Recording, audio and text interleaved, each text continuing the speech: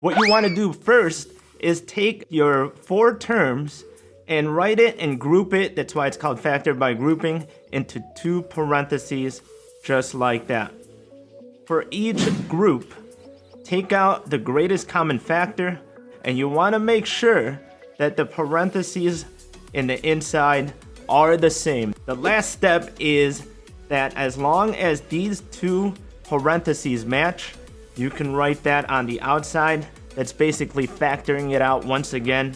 The terms in the front, put them together for the second set of parentheses. Boom, you're done. Welcome to another math episode. Those are the steps that we are gonna take today to factor by grouping. Before we start, help the little guys out. Subscribe to my channel, throw me a like, and I promise you that I will do whatever it takes for you to pass your algebra class. Let's go! What you wanna do first, we're gonna start easy. What you wanna do first is take those 4 terms and create 2 groups. Group them in 2 parentheses, just like this. Easy enough. The second step, take the first set of parentheses and determine what the greatest common factor is. So this has a 1. If I compare a 1 and a 5, they don't have a greatest common factor. I mean, you can take out a 1 if you want, but you don't have to do that. However, they do have a greatest common factor of an x. These have 2 x's. These have 1. That one has 1. So you can take out an x. You're just factoring each parentheses. If you want to know what's left over in the inside, all you got to do is divide each of these terms by what you took out. You're kind of reversing the distributive property. So x squared divided by x, you're left with an x. 5x divided by x, I'm left with a 5. Let's move on to the second set of parentheses. 4x plus 20. Compare 4 and 20. Both of those are divisible by a greatest common factor of 4. So that is what I'm going to write on the outside.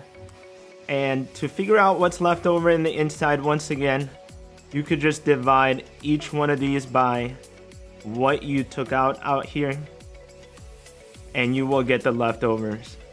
X plus 5. Here is the greatest indicator, guys, that you know that you're doing this right. These better be the same, or you might have not taken out the greatest common factor. And in this case, they are the same. So the last step is easy. As long as those are the same, you can write the common parentheses on the outside, just like that. You're basically factoring it out. And the second set of parentheses are just the terms that are in the front. So that's x and a positive 4. I can write that as x plus 4. Let's move on to a medium problem. Usually when you got 4 terms, I should have mentioned this in the first example, that's an indicator that you got to factor by grouping.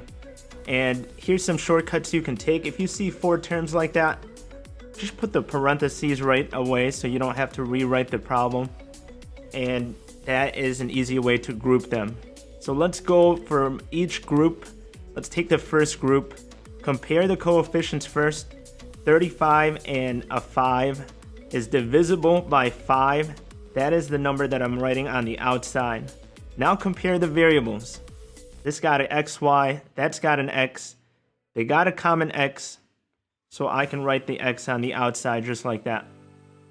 I don't think I can take out anything else. So now we can simplify what's left over in the parentheses by dividing by what I took out on the outside. I'm going to divide each one of those terms by 5x. You're reversing the distributive property. 35 over 5 gets me 7. X's cancel out, so I'm left with 7y. And the second term, if they are the same, if I'm dividing by the same thing, anything divided by itself is 1. So that's going to equal negative 1. My goal now is to get 7y minus 1 after I take out the greatest common factor.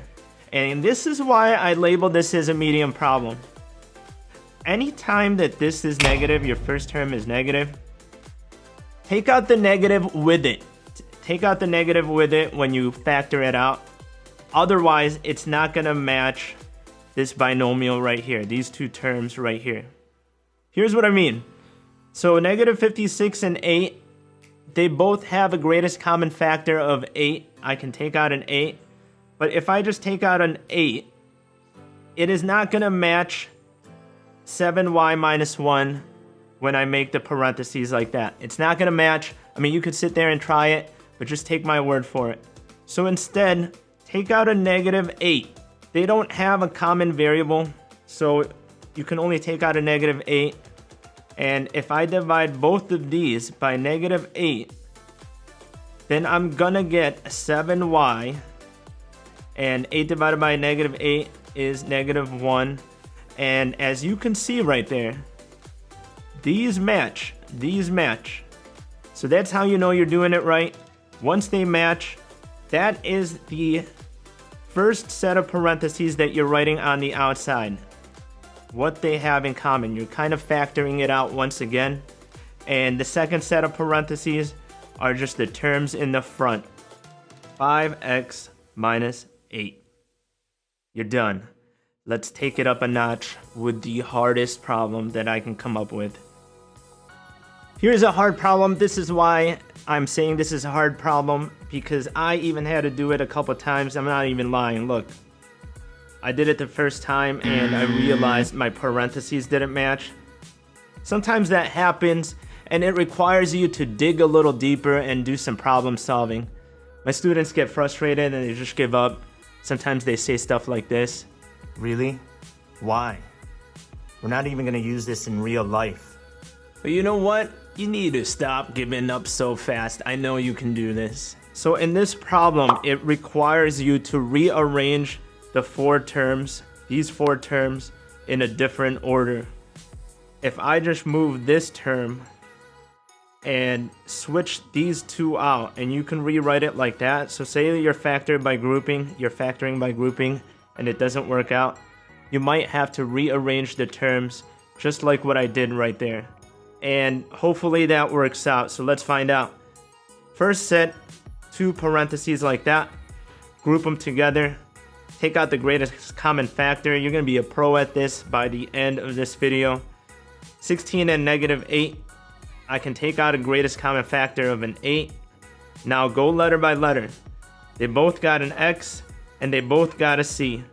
So I can take out one x and one c on the outside, and that is what I am dividing to each one of those terms in the inside.